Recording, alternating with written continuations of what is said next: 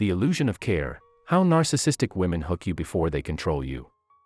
Most people think narcissistic women show their toxicity from the start. But they don't. That's why so many people get blindsided. Their control doesn't begin with anger, manipulation, or emotional chaos. It begins with something far more dangerous.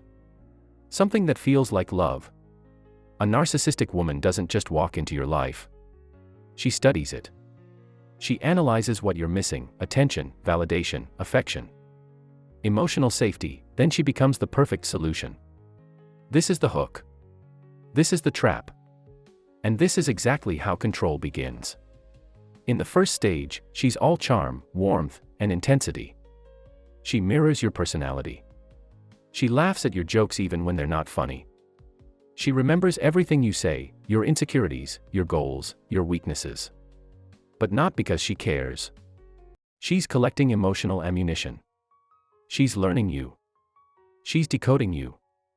And you don't even notice, because it feels good. It feels real. This is called love bombing. But in reality, it's control baiting. She gives you emotional highs so powerful that you start to depend on them. And here's the psychological twist: soon, you stop noticing the red flags. She's training your nervous system to attach to her approval. She's programming you to seek her validation. And once you're hooked, once you're connected emotionally, she changes. Slowly. Subtly. Dangerously.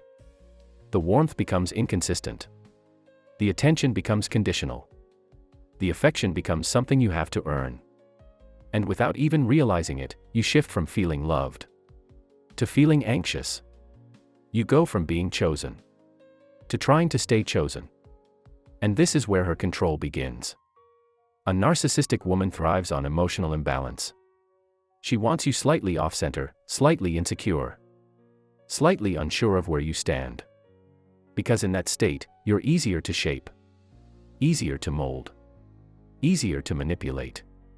She'll withdraw affection to punish you. She'll give it back to reward you. She creates a cycle you become addicted to, the cycle of unpredictability. One moment she's soft, sweet, loving. The next, she's cold, distant, irritated. And you start asking yourself, what did I do wrong? How do I get back the version of her I fell for? Maybe it's my fault.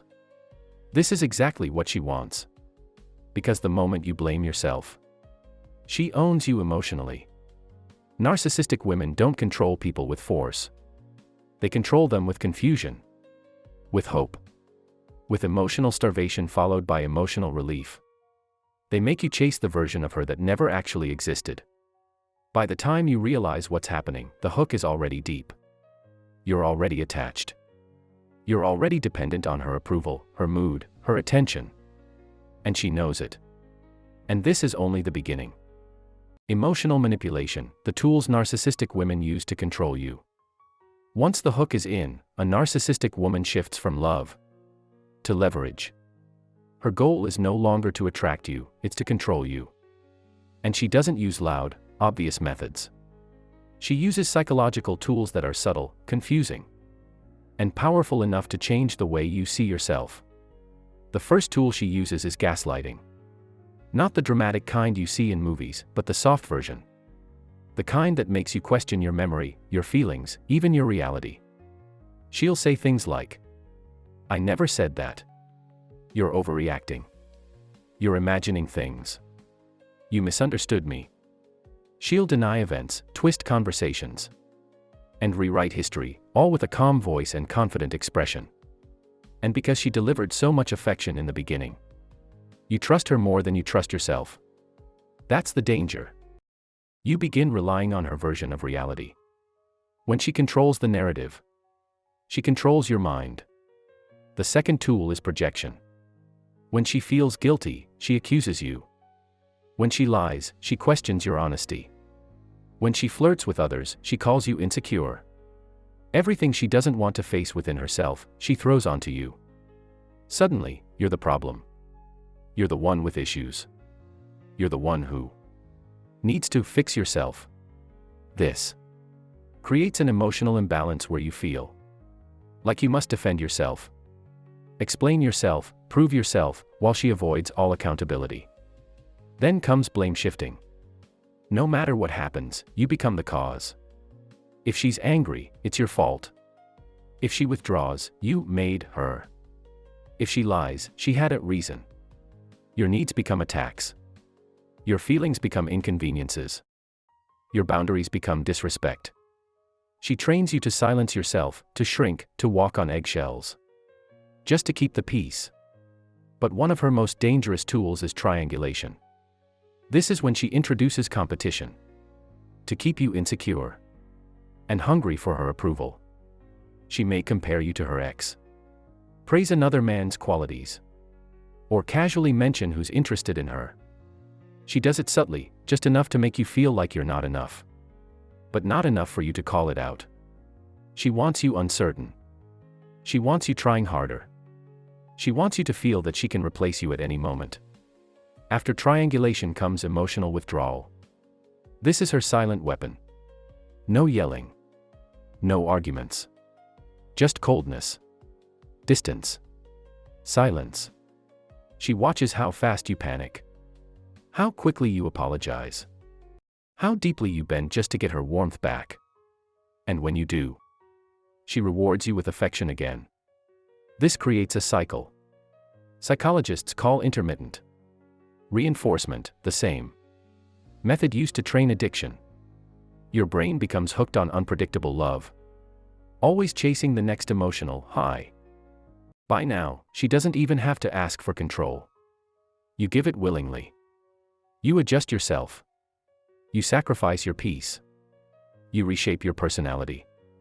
Not because she forces you, but because you fear losing the tiny pieces of affection she still gives. And she knows exactly what she's doing. Breaking free, how narcissistic women keep you trapped. And how you take your power back. By the time you reach this stage, the control is no longer about what she does to you. It's about what she has trained you to do to yourself. A narcissistic woman creates a psychological cage. But the bars are built inside your mind: fear, guilt, hope, confusion, and emotional dependency.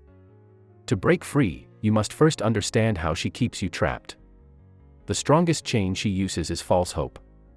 She knows you're still attached to the version of her you met in the beginning, the sweet, attentive, affectionate woman who made you feel seen and chosen. So every time you pull away, she brings back a piece of that version.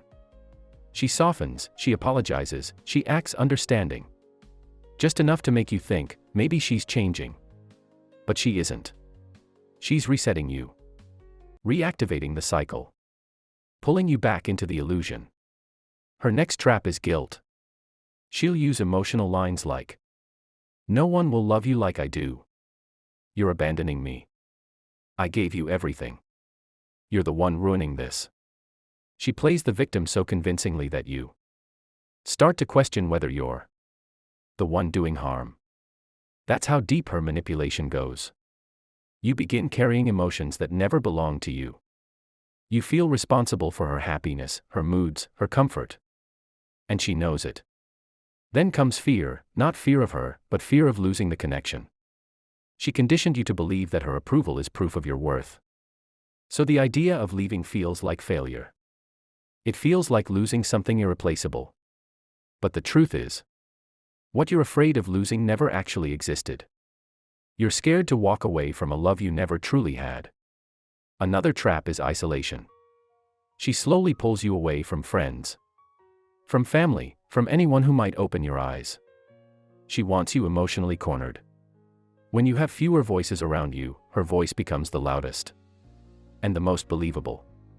That's why so many people stay far longer than they should, because they feel alone. And she becomes the only emotional reference point. But here's the truth. Control only works if you stay unconscious. The moment you recognize the pattern, the spell begins to break. Breaking free isn't about confronting her. That only fuels her ego and manipulation.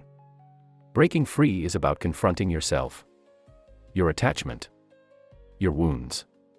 Your fear of losing the good moments. Real healing begins when you accept reality without romanticizing it. The turning point happens When you stop chasing her approval and start reclaiming your own self-worth. When you stop responding to her emotional traps. When you stop explaining yourself. When you stop trying to win her back or fix her. She loses power the moment you stop participating. The first step is detachment, emotionally, mentally, gradually. The second step is boundaries, clear, firm, non-negotiable.